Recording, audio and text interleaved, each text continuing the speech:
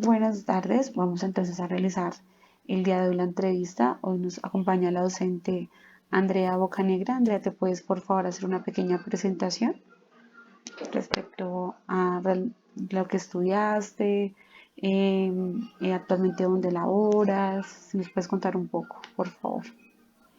Eh, bueno, buenas tardes para todos. Soy Sandra Bocanegra, soy licenciada en Biología de la Universidad Pedagógica Nacional y tengo una especialización en Gestión y Educación Ambiental de la Universidad Distrital.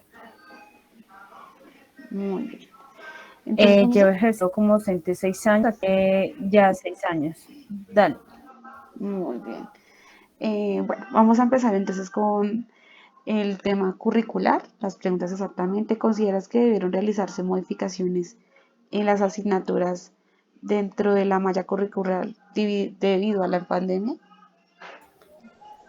Sí, se debieron hacer modificaciones, pues porque digamos que no todos los estudiantes tenían las mismas herramientas, entonces era muy difícil, digamos, mirar frente al aprendizaje de los estudiantes, pero también pues es algo nuevo que en ese momento nos tocó reestructurar todo para mirar de qué forma pues podíamos empezar a hacer las clases durante. Muy bien. ¿Consideras que los métodos de evaluación usados en pandemia fueron satisfactorios? Eh, Faltaron, sí, a pesar de que se le hacía el proceso al estudiante, faltaron, digamos, mejorar los métodos de evaluación porque se encontraban fallas. ¿Qué fallas? Que uno evidenciaba que ellos, digamos, tenían ayuda de los adultos, Mm, entonces era muy difícil evaluar al estudiante porque muchas de las evaluaciones o actividades que entregaban, pues uno se daba cuenta que no había sido realizado por ellos en un proceso frente al aprendizaje del estudiante. entendemos. ¿Los objetivos pedagógicos planteados en la malla curricular fueron cumplidos a cabalidad o considera que pueden hacer algunas mejoras? Desde la asignatura sí se cumplieron, digamos, todos los objetivos planteados. En este Perfecto. caso, pues no se realizarían modificaciones porque pues sí se cumplieron estos 2 años esa malla. Ok. ¿Qué prácticas pedagógicas consideras que se deberían implementar en la malla curricular que no se usan actualmente? Yo creo que algo que entonces creo que a los niños les ayudó bastante, digamos, todos los juegos que se implementaban durante las clases virtuales y que siento que sería bueno utilizarlo en, digamos, como recurso en la malla, también utilizar, se me olvidó ahorita, bueno, unos experimentos que uno puede para química, física y biología, unos simulacros. Entonces también se puede ir aplicando para la malla. Y en cuanto a laboratorios, yo entiendo que, por ejemplo, a nosotros nos toca la asignatura de química. En los laboratorios vemos como esa opción de ese uso de aplicaciones o aplicativos. ¿Qué tal te parecieron? Pues digamos ¿Usaron que alguno? nosotros intentamos buscar estas aplicaciones. El colegio iba a contratar una de ellas, pero digamos que nos dimos cuenta que no se evidencia como el aprendizaje del estudiante. Entonces, hasta el momento seguimos en esa búsqueda porque no hemos encontrado para las tres áreas una aplicación que se pueda, digamos, hacer como fórmulas químicas y generar un resultado o frente al movimiento en física y algunas observaciones en biología. Entonces, sí sería bueno, pero pues no hemos encontrado, digamos, qué herramienta se pueda utilizar. Muy bien. Y desde el plano educativo, ¿considera que la malla curricular debería ser más flexible con la formación de los estudiantes? Sí, en general sí flexible, pues porque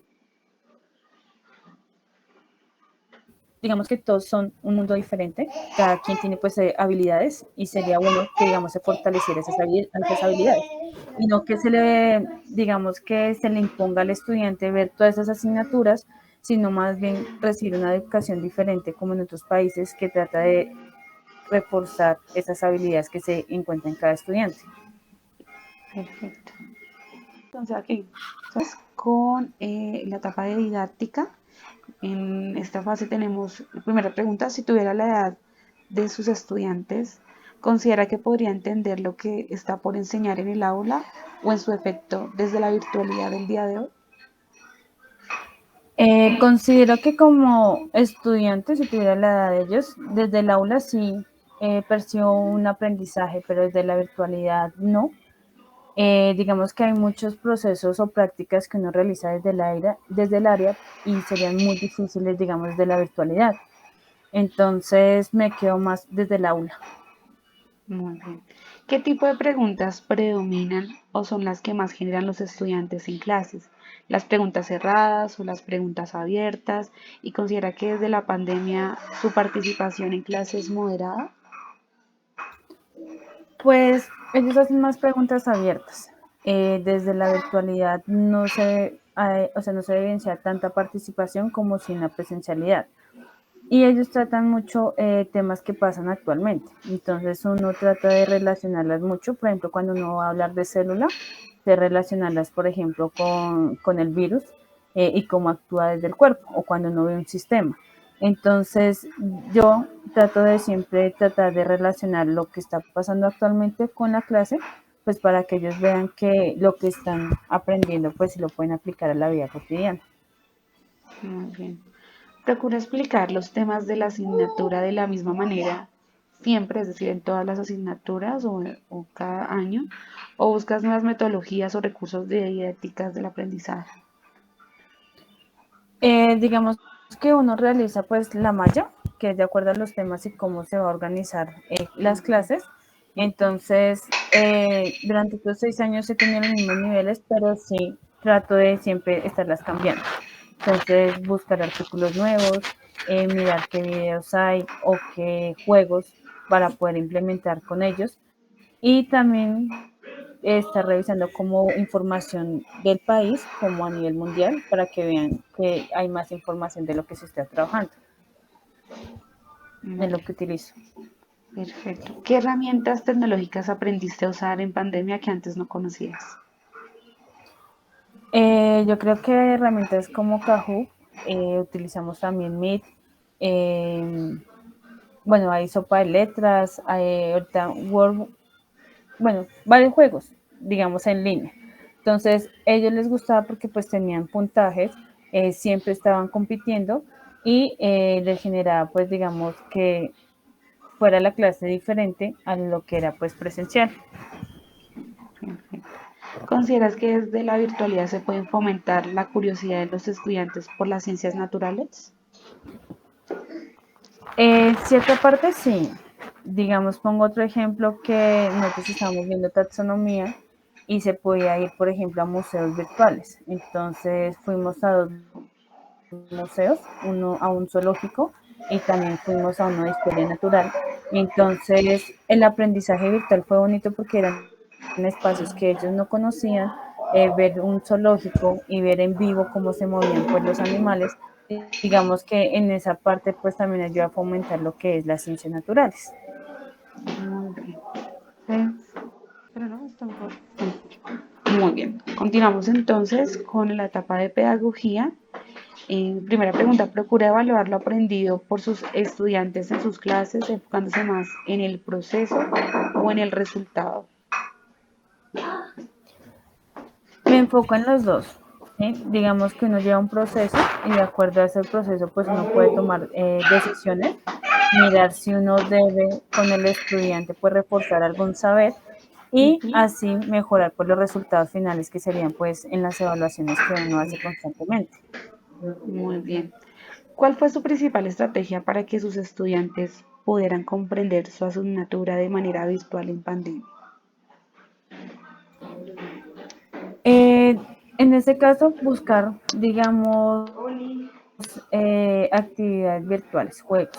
Fue Ujú. la mejor manera. Cada uno tenía su espacio, estaba en otros lugares que no les permitía pues una mayor concentración y se utilizaba sobre todo los juegos para como estrategia en la pandemia. Muy bien. ¿Qué dificultades encontró con la nueva metodología virtual en pandemia? El aprendizaje creo que fue algo que se evidencia ahorita en la presencialidad. Digamos, por ejemplo, la presentación de los cuadernos, la letra de los estudiantes, la socialización también se evidenció. Hay estudiantes que les cuesta mucho ahorita socializar. Y frente a la asignatura, digamos que muchos saberes o temáticas como que no quedaron bien comprendidas, entonces uno tiene que volver a retomar esos temas de hace 2 años para poder nivelar, digamos, al grupo. ¿Qué tipo de aprendizaje practica en el ambiente educativo? O dependiendo de la asignatura que imparte, usa uno más que otro. Digamos que siempre se trata de que el aprendizaje sea significativo, ¿sí? Y que el estudiante construya, digamos, ese conocimiento. Entonces es lo que más se maneja desde el colegio como desde la asignatura, que uno le da como esas herramientas al estudiante para que a partir de la exploración ellos puedan, digamos, resolver una pregunta o puedan dar, digamos, con algún tema sin tener que uno darle, digamos, como lo teórico.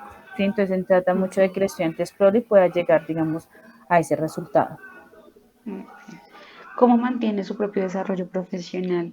¿En qué áreas considera debería mejorar para su propio crecimiento profesional? Digamos que ahí es constantemente pues uno estarse formando. Entonces trato de tomar cursos virtuales que de alguna manera me ayuden a nivel pedagógico y frente a las ciencias pues continuar uno como actualizándose y leyendo para que uno también pueda compartir como ese conocimiento con los estudiantes. Porque digamos que la ciencia constantemente se está actualizando, entonces pues uno también debe estar actualizado para no dar una mala información. Entonces, como profesional, hago lo posible de estar, digamos, haciendo cursos o educándome, formándome, pues para poder compartir las actualidades del área. Muy bien. Vamos entonces ahora con una ronda de preguntas sobre virtualidad. La primera, procurar que la interacción con los estudiantes siga siendo cálida y agradable desde la virtualidad.